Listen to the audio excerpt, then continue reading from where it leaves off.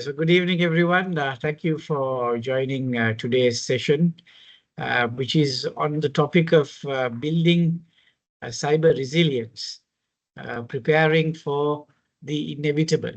So as you know, this is this fifth session in our series of webinars, specifically targeting CISOs and cybersecurity professionals in the IT industry.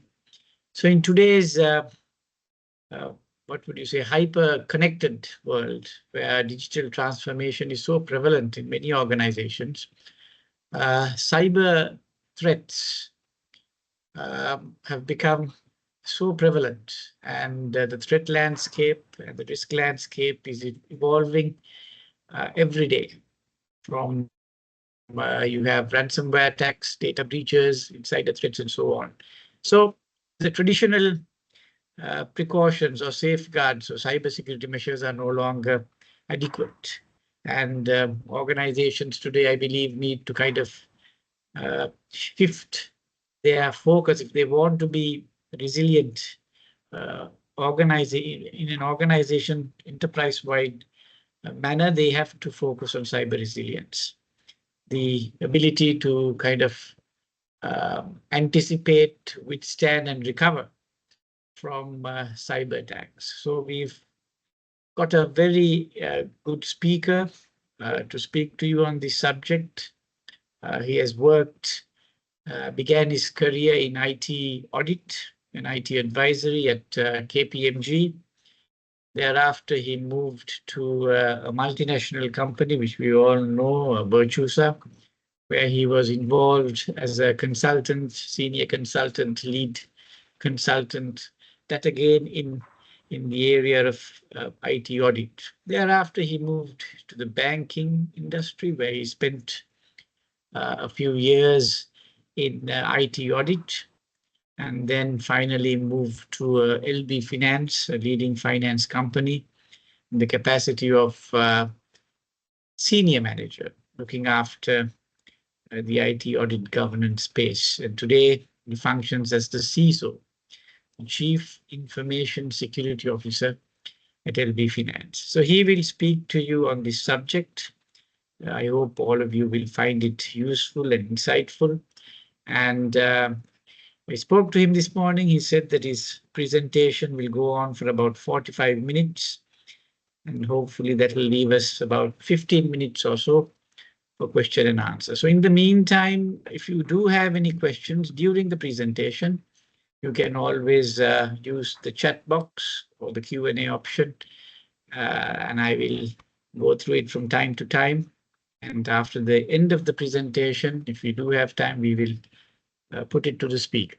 So with that short introduction, I would like to now invite Suren Silva, our speaker for this evening, to address you. So over to you, Suren. So good evening, everyone. Thank you, Zashain, for the introduction, and thank you all for joining today's session. I hope my voice is visible and it's not breaking, right? Yes, we can hear you. Yeah. So before we begin, I just want to express my sincere gratitude to ISACA Sri Lanka chapter for this opportunity.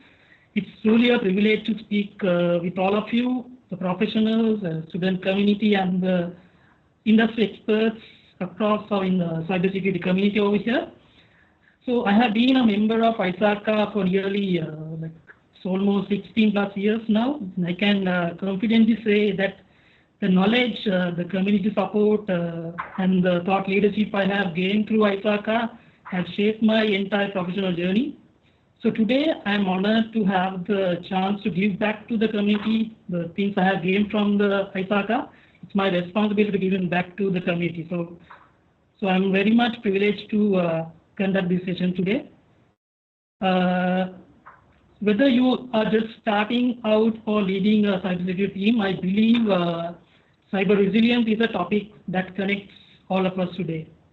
So saying that, so I just want to pass a quick message for the student community members over here. So I saw several flyers going from ISACA ISACA Global, saying there are some sort of discounts are happening for the student community. I think I highly recommend all of you to like grab that opportunity and be part of this great community and gain to get the knowledge base, and that will immensely help you to go to the higher ladder in your journey. So grab that opportunity and let's continue as a community and grow our knowledge base accordingly. So before we begin, I just want to mention this. I'm currently recovering from a bit of viral flu. So if you notice any slight drop in my voice or energy at any point, I appreciate your understanding in advance. Thank you. So let's move on to the topic of the day. So this is my lineup for today. So I'll just quickly walk you through what I'm going to cover today. Firstly, we'll begin with what is cyber resilience and what the meaning of cyber resilience, how it differs from traditional. Suren, just hold on for a second. Indika, can you see his slides? Slides are not transition. Yeah, I cannot see the slides, Suren. Only the opening one is there, Suren. Yeah, there is one slide which is kind of peach color, light brown, gray. I cannot see any slides moving.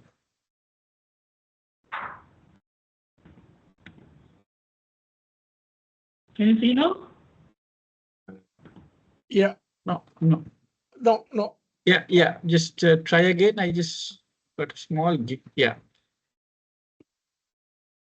I think you'll have to reshare it. I can see your face. Right. Let me share. Can you see now? No. Hold on. No, not yet.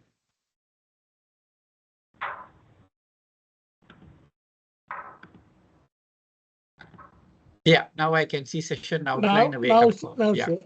Session outline wake up call. Yes. Now. Yes. Can you move to the second slide? Yeah, fine. That's fine. So we can see your second slide as well. So you can go back to the first session outline. All right, go ahead. Right. So let's just quickly run you through what I'm going to cover today. We will start up with defining the cyber resilience and what actually really means. And then I will move into the wake-up call, some of the real cyber incidents that have been reported right here in Sri Lanka. Then we'll try to discuss some practical side, how to build resilience beyond just firewalls and audit, what type of resilient mindset that we are looking for in the professionals, and the real challenges we face in trying to make this business-wide capability. So we will look into some real-world case studies, and at the end I will give some takeaways to some key points that you can take away home and that you can practice in real-world scenarios. So this is the lineup for today. So without taking much time, I will just move on to the real business. Right. So now this slide is one of the most important part of today's presentation. Ms. Arjun, can you can see the slide here, right? Which shows the type of incidents happened recently. It's clear.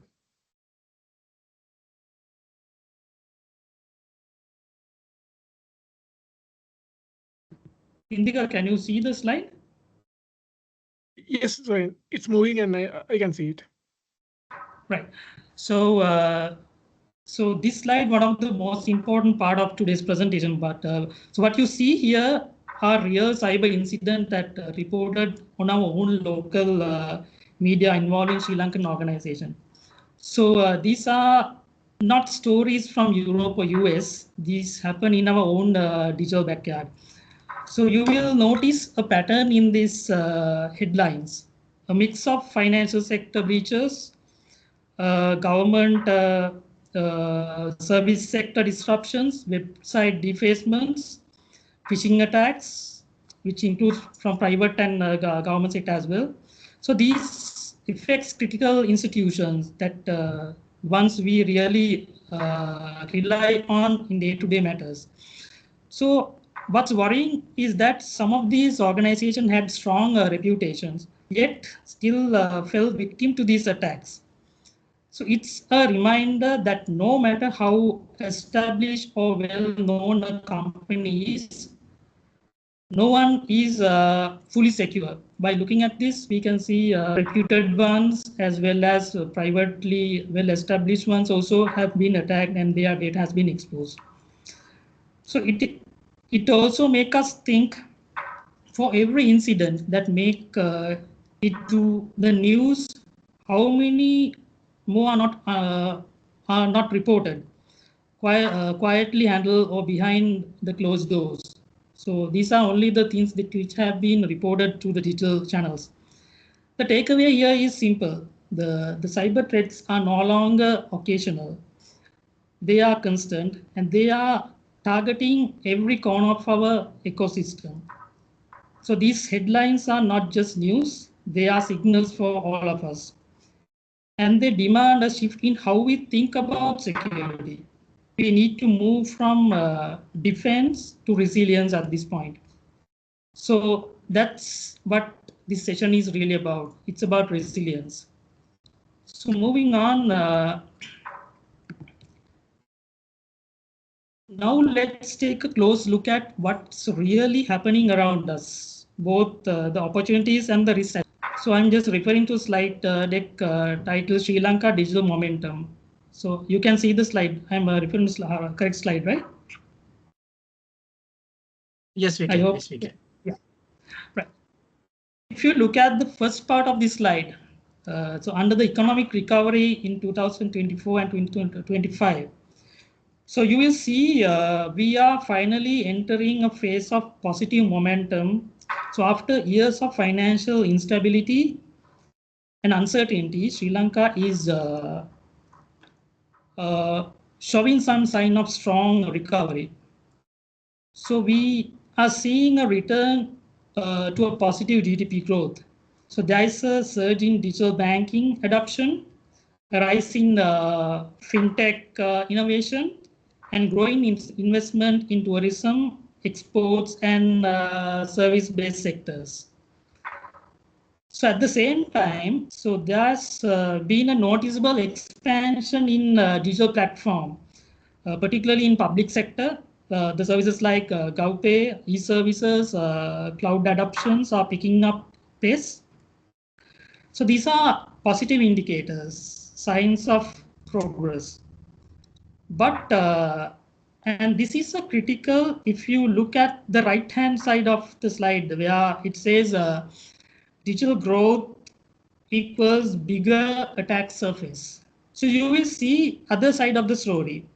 As we embrace API integration, application program interfaces, mobile apps, real-time payment systems, and IoT devices, we are unintentionally widening the playing field of cyber threats, especially in sectors like finance and government, private sector, where we adopting cloud-first strategies. This increase interconnectivity open up many more vulnerabilities, not just our systems, but across entire digital supply chain.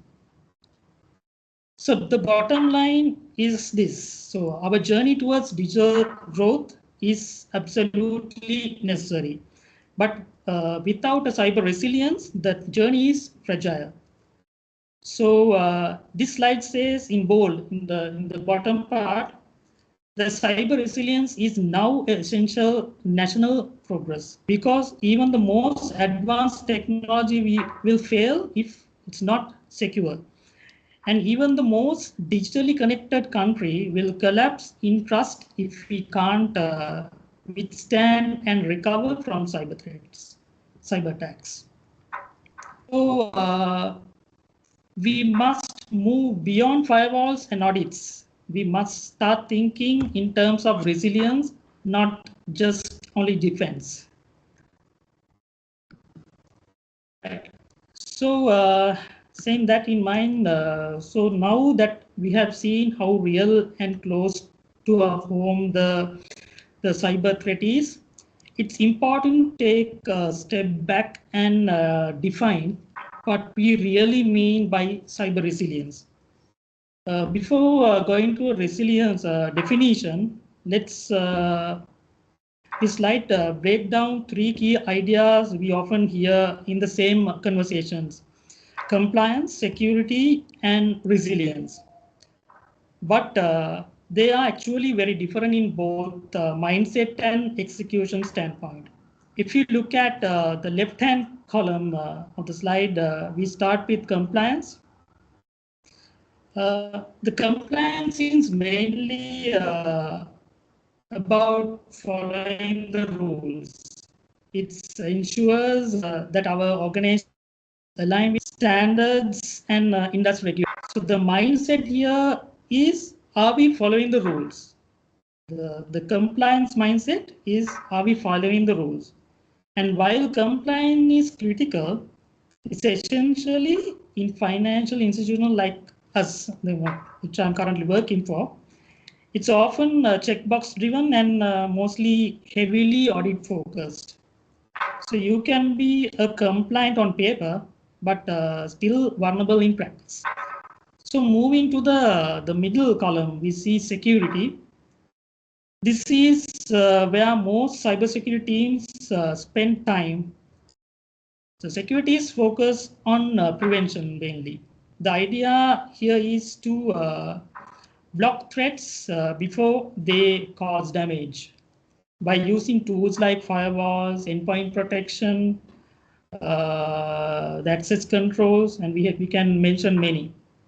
So the mindset behind the security is, don't let it happen. So it's all about preventing attacks, implementing strong technical controls, measuring success based on how well we stop threats. So now shift your eyes to the right side of the slide deck. This is where the resilience comes in. And this is the space we need to grow into as security leaders. So resilience accept a hard truth. Some attacks will succeed, some system will fail. And when that happens, resilience is what keeps the business running. So the mindset here is very different. So it's if it happens, we keep going. So that's the mindset behind resilience. If it happens, we keep going. So the cyber resilience is not just about prevention. It's about sustaining operations, adapting, recovering, learn. So goes beyond tools. It involves people, processes, and so. And if you look at the definition here in center of this slide, taken from the NIST 800-172, it captured this perfectly. So that says the ability to anticipate, withstand, recover from, and adapt to adverse conditions, pressures, attacks, or compromises on the system that use or are enabled by cyber resources. So in short, so I've just summarized what we have discussed now. The compliance help us to meet standards. Security help us to prevent incidents. But resilience help us to survive and recover when things go wrong, which eventually they will. So that's why as CISOs or future leaders or cybersecurity experts, leaders or members from the IT departments, our thinking must evolve from just securing the organization to making it resilient. Right. So let's take a definition of the resilience one step further from something theoretical to something practical. So cyber resilience from defense to durability. So this slide shifts our thinking from the defense to durability, the shift that's critical if we want to survive in today's threat landscape. Let's start with the top line. Security protects, but resilience sustains. The security is still important. We absolutely need firewall, endpoint protection, strong detective control, access controls, and all of it. So, but the truth is, no matter how strong your defenses are, something will eventually get through. So that's where the resilience comes in. It's what allows the business to stay upright under pressure, whether it's a ransomware attack, a system failure, or a data breach. So look at the key phases in the middle of the slide. So it says contain the threat fast, keep core services running, communicate clearly, recovery with minimal impact. So this is what resilience looks like in action. It's not about stopping everything. It's about containing the damage, protecting the core, and maintaining the trust when during a crisis situation. So now let's look at the right side of the slide. The strategy becomes action. So we must design system to degrade gracefully. What does this mean? So that means if something it fails safely without bringing the whole business down. So we need to test real world recovery, not textbook plans. So paper-based DR plans, we can see these are recovery documents, look good during audits, but they don't help much in charge of live incident situations. And finally, we need to train beyond IT. Cyber incidents don't just affect IT teams. They hit legal, PR, HR, and even the boardroom. Everyone needs to know their role very well and how to communicate under pressure.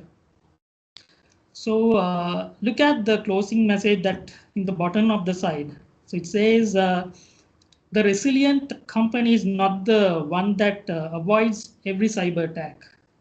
It's the one that keeps going confidently, transparently, and under fire. That's a powerful mindset shift. So cyber resilient is not just a CISO's job. It's a boardroom level issue. Because when a system goes down, we are not just talking about security. So we are talking about revenue, the reputation damages, the trust, loss of trust, and compliance. That's why building resilience isn't just about technology, it's about a leadership. Saying that, let's move on to the next slide. So now that we have covered the mindset and strategy behind cyber resilience, the next question is, how do we actually build it? So this slide introduces a framework that I have found very practical, the 5 pillars of cyber resilience. So if we search net, you will be able to see a lot of frameworks from ISO 27001-35, which is more into cyber security incident response, ISO 27001 information security standard, then NIST framework, MITRE ATT&CK framework, and also there are some other supporting NIST cybersecurity incident response related guidelines given by NIST supporting framework as well. They all talk about these 5 pillars only. So if we grab all these standards, this is the summary, right? So so these are just not concepts, these are actions actually. And they can be applied across any organization, whether you are in bank, government, private sector, or a tech startup. So let's walk through each one very shortly, starting from the left right. Identify and prioritize. So everything starts with knowing what matters most.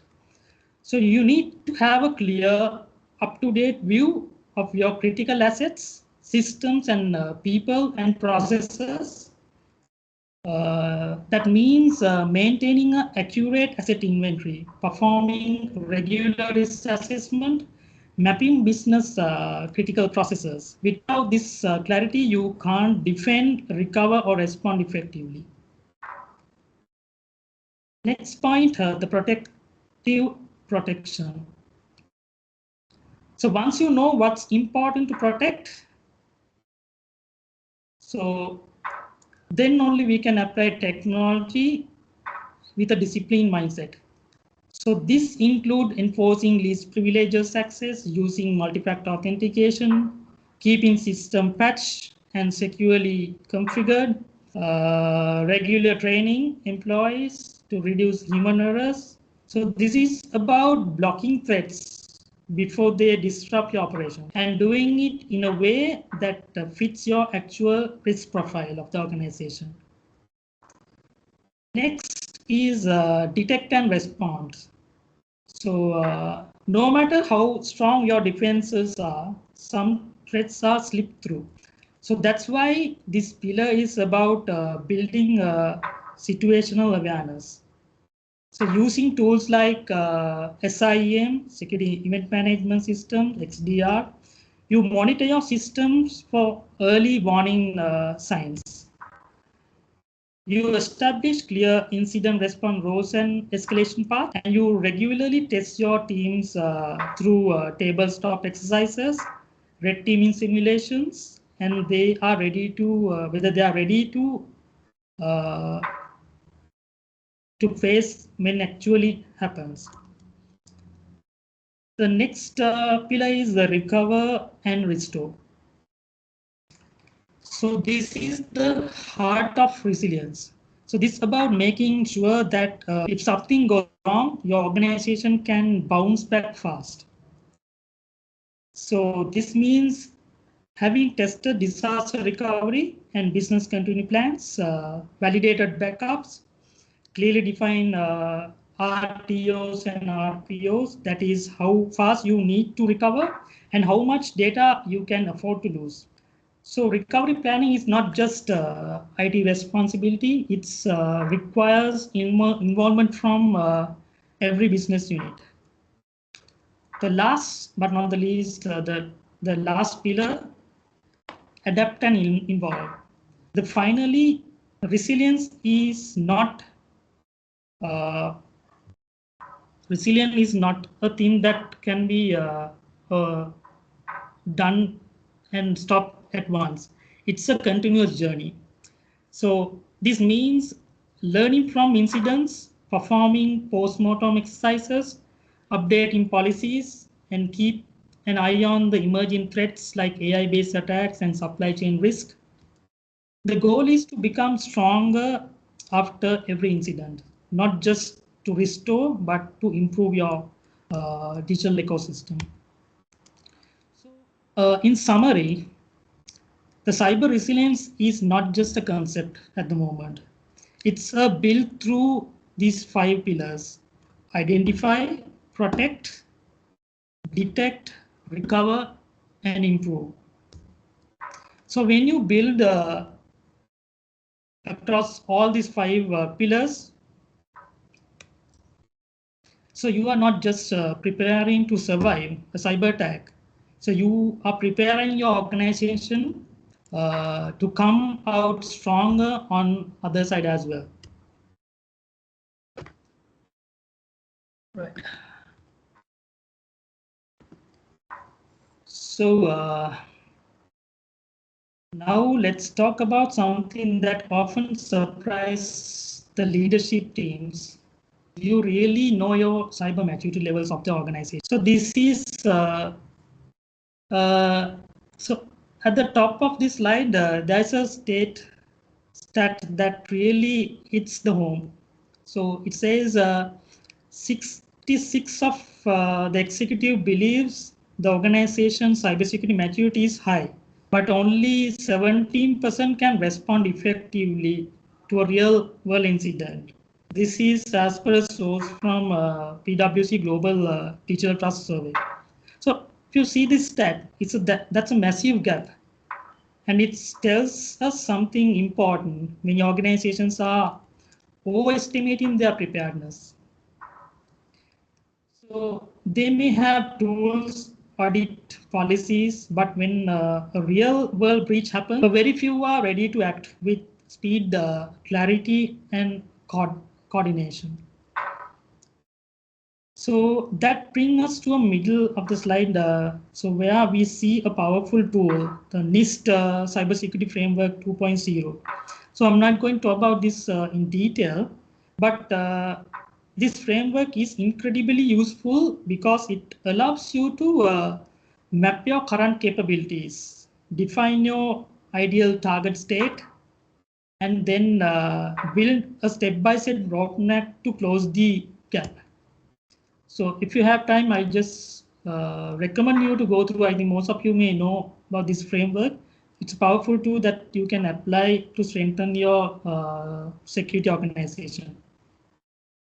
It's not just about compliance. So it's about building through operational maturity that you can measure and improve. So now if you look at the stat just below that from IBM cost of data breach report, it shows only 28% of organizations actually test their response plan across business units. That means over 70% of companies have never simulated a real attack scenario involving leadership, legal, HR, finance, and communications teams. But in real crisis situation, you don't just need IT team to respond for that. You need your whole organization to move as one. So finally, towards the bottom of the slide, we see a reality we know well here in Sri Lanka. So regulators today expect more than compliance, especially, for example, Central Bank of Sri Lanka, they have given a clear direction on technology risk management and resilience, especially for introduced for the licensed bank and financial institutions. They don't just focus on the security controls. They emphasize the resilience and business continuity to these directions. The expectation is shifting. So regulators want to see the readiness, transparency, and accountability. So they are not just asking, did you prevent it? And they're asking, can you survive it and recover in case of any breach happens? So here's the key message from this slide. Cyber maturity is not just passing an audit. It's knowing that when an alarm goes off, let's say 2 a.m., whether your team knows exactly what to do and can do it well under pressure. And that's the level of maturity we should all be aiming of. Okay, moving on to the next slide. Cyber security may seems like a luxury for organization with who have deep pockets, but today the threat landscape does not discriminate based on budget. Small businesses are increasingly targeted by cyber criminals precisely because they often lack sophisticated defenses. So here, what you can see is I'm just suggesting you several can-do steps that does not cost you much. So this can be implemented very in an easy manner based on your existing infrastructure. So I've just quickly run you through these steps. So first one is prioritizing strong password hygiene. Straightforward thing. But if we consider the weak or stolen password are involving 81% of hacking related breaches as per the security research findings. So one of the simplest and yet most effective cybersecurity defense is enforcing stolen password policies, enforcing employees to use unique complex password and enable multi-factor authentication whenever possible. So second point is keep software up to date. So outdated software is another favorite entry point for hackers. So regularly patching of your operating system, browsers, and application helps to close known vulnerabilities. Enable automatic updates on all devices and establishing monthly checks to verify nothing has fallen through the cracks. This proactive step requires no additional investments. It's just vigilance. Third one, train your staff. The human errors continues to be one of the leading cause for cyber breaches. So as per the statistics, 90% of incidents in 2023 happened due to the social engineering attacks, especially phishing emails and the malicious attachment can all compromise your network if employees are not trained to spot red flags. Provide regular bit-sized cybersecurity training, targeted training based on the audience. So there you can able to see get plenty of free resources through the trusted partners like Federal Trade Commission, the Security Infrastructure, CISA, and there are other non-profit organizations regularly share these cyber security training related stuff. You can absorb to increase the training aspect in your organization. The fourth point is backup your data consistently. So ransomware remains the major threat. So 59% of the organization were hit by ransomware in 2024, as per statistics, with recovery costs average $2 million. The reliable backup strategy will save you time and money in the event of ransomware or data loss. The store backups both on-site and in cloud and test them periodically to ensure the recovery is possible. The automated backup solutions are affordable and scalable, so offering peace of mind without breaking the bank. The fifth point is secure networks and device. To ensure that your business network is encrypted, hidden, and protected by strong password, segregate guest internal networks on the device front. Ensure all endpoints, laptop, smartphones have antivirus software installed and use encrypted connections for VPNs when accessing company data remotely. The last point I want to highlight is establish a clear security policies. So documented policies around acceptable usage, remote access, device management, data access help to create a culture of accountability within small businesses. They also clarify the expectation from employees. While policy creation requires some upfront time, the costs nothing and can prevent the confusion, risky behaviors down the line. So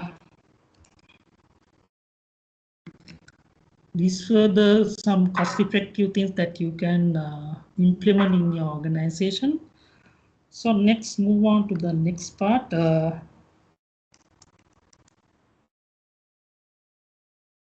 So now the 6 steps that we just discussed are a great foundation. And honestly, they can prevent the majority of the low effort attacks. But when what happens when something more advanced get through? So these slides bring us to one of the most urgent threat facing every organization today, that is ransomware. So ransomware has evolved now. It's no longer just about random emails, basic encryption. Today, the attackers are strategic and patient. They don't just hack in, they logged in, often using stolen credentials purchased from the dark web onion sites. One side, they quietly move in through your network, locating your backups, identifying your most critical systems, and when time is right, they lock it all down, encrypt everything, sorry, and then they demand the ransom payments, sometimes in millions, to give you back access to your own data. Because no matter how much good on your prevention side, if you can't recover, you are getting stuck over here. So you have lost control of your business, your operations, and your credibility. And here's what many organizations realize too late. The traditional disaster recovery is not the same as cyber recovery. So ransomware does not just break things. It poisons your backup, it corrupts your recovery paths, and it stays hidden until it's too late. We call this advanced persistent attacks, APTs. So this is why your resilience strategy needs to be include clean, isolated backups, tested ransomware playbooks, clearly defined incident response roles, something we call a minimum liable company. What that means, identifying the minimum set of services your organization needs to stay alive during a major incident. If everything goes down, what must come back first? And what can wait? Who decides that? So these things has to be clearly well understood upfront. So the message is clear. The takeaway here is recovery matters more than prevention. Prevention is important, but resilience is what keeps the business alive when prevention fails. Right. Since we have gone through several theoretical and practical aspects of this, let me take you now to a very different setting, a real world example of what cyber resilience looked like under the harshest condition imaginable. Sorry.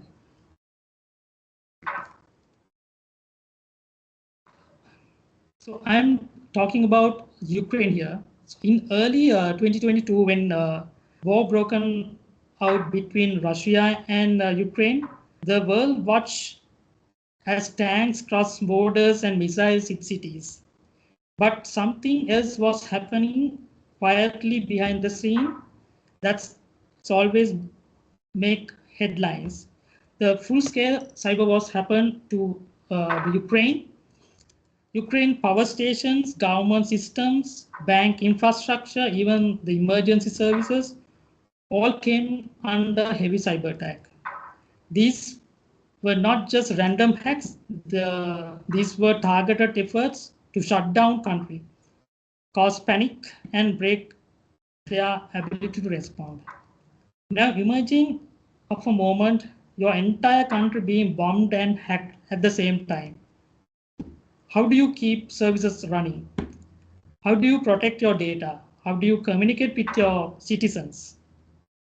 And yet, Ukraine did not collapse. In fact, they adapted, they innovated, and in many ways, they led. So they roll out a digital tools like DIA app, which allow the citizen to access government services online while physical offices were shut. The military use real-time software platforms to coordinate troops, and ordinary people, civilians, they use their smartphones to report drone movements, explosions, and help track enemy activities. Actually, every phone became part of the defense. The world started calling Ukraine the first true cyberpunk nation, a place where digital resilience became just as important as physical resilience.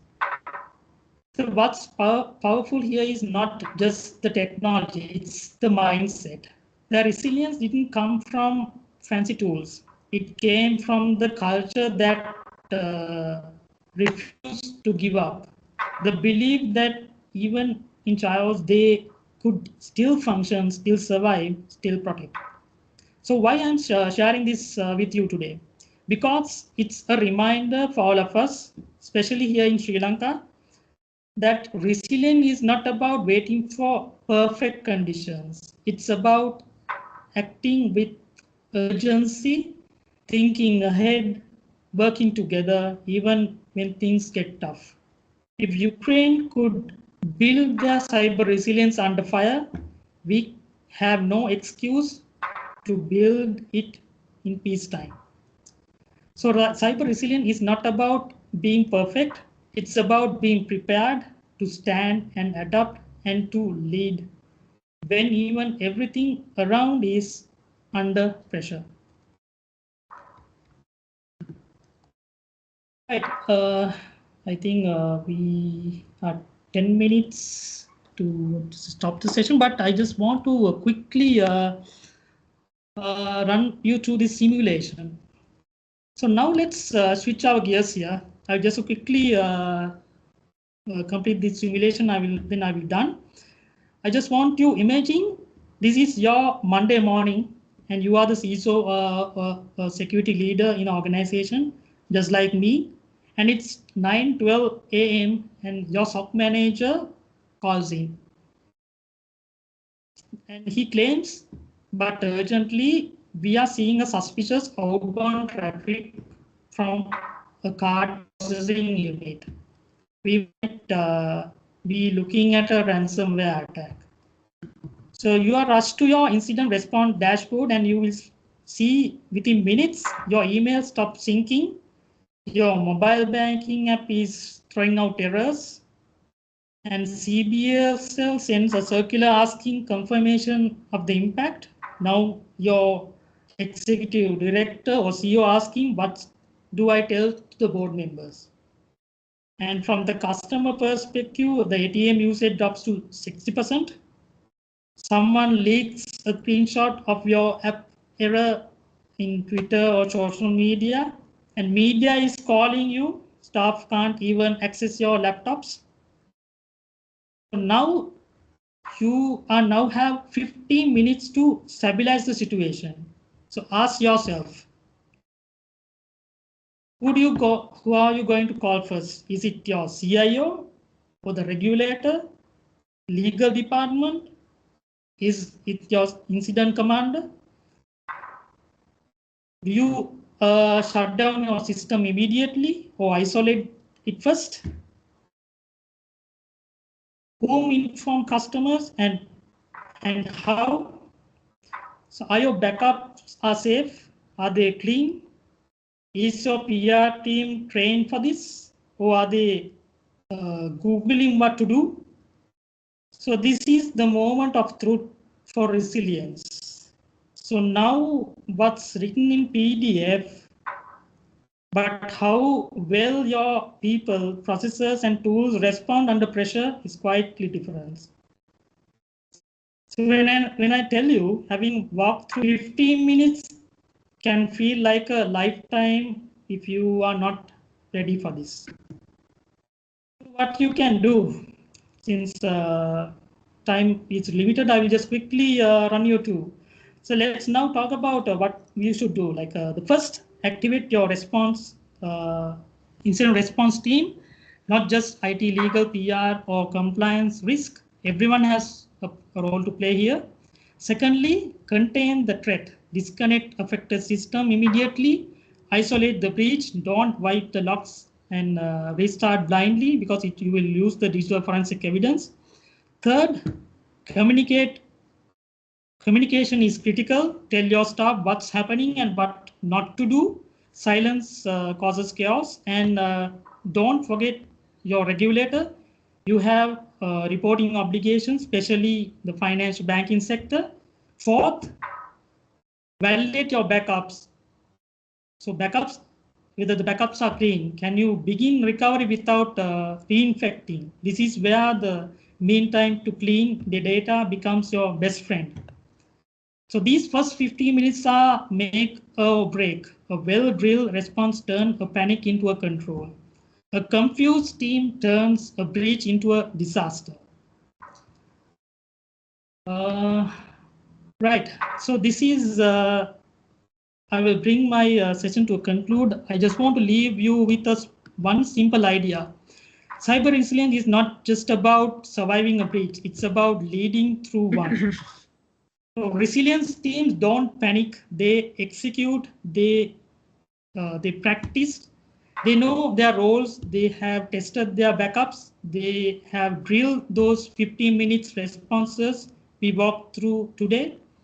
So resilient leaders don't waste time asking what happened, they ask what do we do next, because we have accepted that it's in the landscape. Disruption is normal matter and leadership is the action. Resilience culture in banks, in telcos, even the government, private sector. Threat incidents not as embracement, but as feedback, as a chance to get stronger, to improve what didn't work, to rebuild trust, just rebuild system. So in 2025 and beyond, resilience is no longer just a security team's response, it's a business value. It's what separates a company that loses customers from one that earns their trust during chaos. So I will leave you with this question. If your organization was hit tomorrow, would you survive the crisis or would you lead through it? So think about it as homework. So that's the end of my session, and thank you for your attention and for your participation. And if you have any questions, I'm ready to answer. Yes, so thank you, Suren, for that wonderful presentation. I was just looking at the timing. When I spoke to you in the afternoon, you said it'll take 50 minutes. And we started at 6:03 and it's 6:53. So thank you for the clarity, for your thoughtfulness. I think a lot of effort has gone into preparing this presentation. The depth of knowledge, the insights were fantastic. So I would like to request the participants, if you do have any questions, let us know. Let me know, then I can put it to Suren. So until then, Suren, I think we have about 6 minutes left. What do you think is the role of threat intelligence when it comes to cyber resilience? Does it have any role, and what advice can you give? Yeah, so threat intelligence plays a key role. Sachin. Basically, so we discuss about 6 pillars: the containment phase and the recovery phase. If we can, threat intelligence will be feed into the prevention platforms. If our threat intelligence are up to date and running, so we will able to prevent most of the security incidents or events that comes from outside. If our threat intelligence platforms are not up to date, so we need to work with our threat intelligence partners to have proper up and running threat intelligence platform within our prevention control boundaries. All right. Another question. I think one of the candidates have participated. What are the risks associated with AI, ChatGPT, mainly in data breaches? There are reported cases of breach of sensitive data. Yes. So I would like to get some light using ChatGPT to share information and breach of privacy, confidentiality, etc. Your voice is, yeah, your voice was breaking. I didn't. So there is a question from one of the participants on the use of ChatGPT, generative AI, in organizations. I think a lot of employees are using this, and that leads to a lot of threats in a sense, Yeah. breach of sensitive and proprietary information. Anything you would like to shed on that? Any advice you would like to give? Yes, correct. That's a very good question because as cyber CISO, this is one of the challenging area that we have to face in day-to-day operation in the organization at the moment. So in order preventing the sensitive data leakages to the ChatGPT platform, so one of the key controls we can have is the proper data leakage prevention system in place. So whenever we try to customer or the employee tries to upload any sensitive stuff or typing in sensitive companies into information in this sort of platform, it should prevent using these DLP tools. And also we need to constantly provide the required trainings for all staff because all the staff members are not at the same maturity level.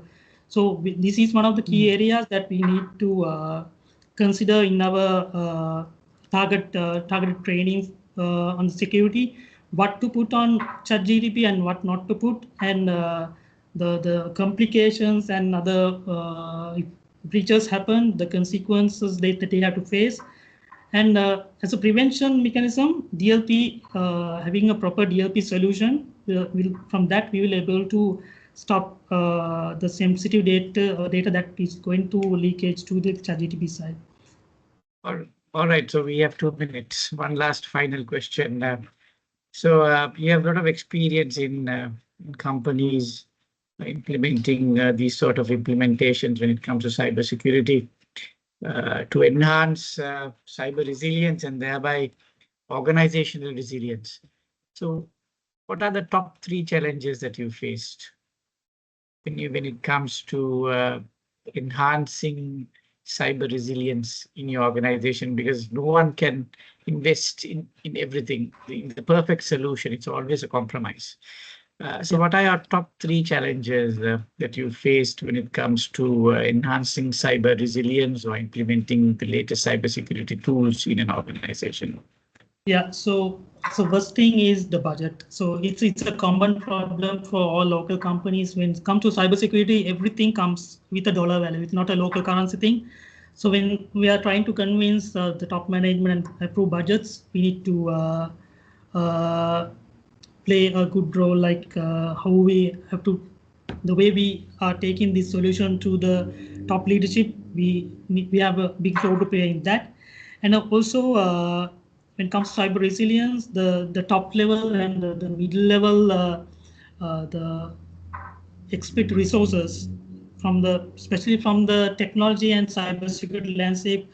So we are lacking experienced resources at the moment who can drive this type of resilience program end to end at the moment. So because the mindsets and the experience have by these the ground level resources are very varying, because what we can see in the organization, very pressures are evolving their day-to-day operations. So putting this type of resilient mindset to the fresh workforce is a bit of challenging. And also when trying to, if you want to do this type of simulations, right, red team exercises, it's very much difficult to find resources externally in a local context at the moment. So we need to find some resources from support from outside country, because again, giving access to do some sort of red team exercises, sometimes it will cause other problems as well. They will find out, there's a chance of finding out faults in the organization, and they can expose those findings to external whenever they out of our agreement. Once they are done with the assessment, out of the agreement, they can expose those findings to public as well. So putting our environment into vulnerable situations. Those are few problematic situations when it comes to resilience at the moment. All right, so thank you, Suren. With that, I think we can close today's session. I want to thank all of you for spending 1 hour this Monday evening with us. My main appreciation to the speaker, Suren, for sharing all this information with us today. And our next session will be on the 30th of June on the topic of employee awareness and training, a core pillar in compliance. So thank you again for joining us, and we hope to see you on the 30th of June. I think that is next Monday. All right. Thank you very much. Take care. Have a good evening. Thank you all.